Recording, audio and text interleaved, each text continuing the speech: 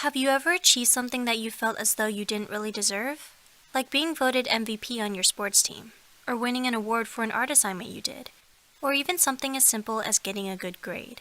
In the moment, you were ecstatic and overjoyed, but as time went on, you began to think, did I really deserve this? You become suspicious of everything, thinking maybe it was a joke and you're the only one missing out on it. Or you become so paranoid that you hide behind a mask, in fear of someone realizing that you are indeed a fraud? If so, this is a common phenomenon known as the impostor effect, and that you're not alone in this feeling.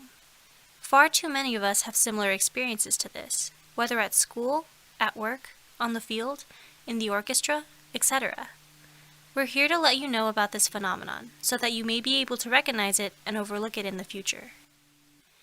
In 1978, two psychologists, Suzanne Imes, Ph.D., and Pauline Rose Clance, Ph.D., observed this trait among high-achieving women who questioned their intelligence, and thus were unable to accept their success. According to Clance and Imes, there are 4 behaviors that start the snowball effect of the imposter syndrome, preventing belief in one's own abilities and accomplishments.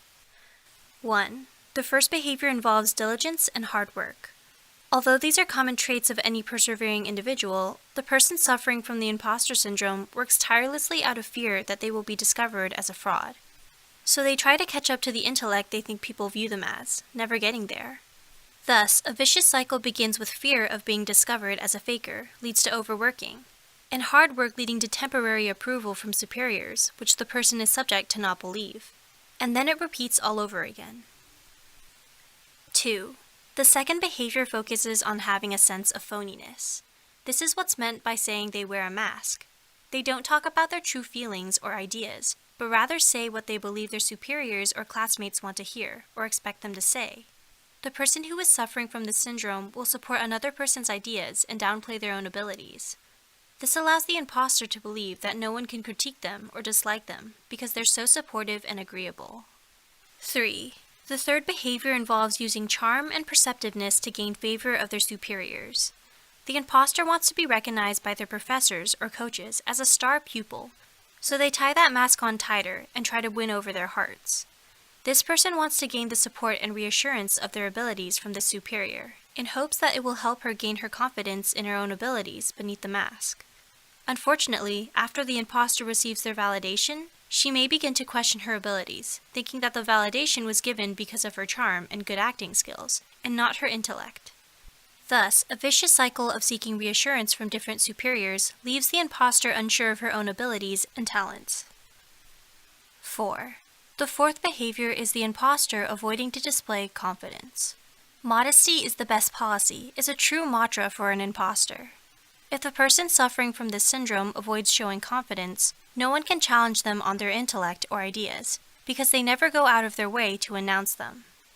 Avoiding conflict and confrontation is key in this situation, because the imposter fears that if they show any bit of confidence in their ideas or abilities, her peers will fight her on them and shun her for her ignorance.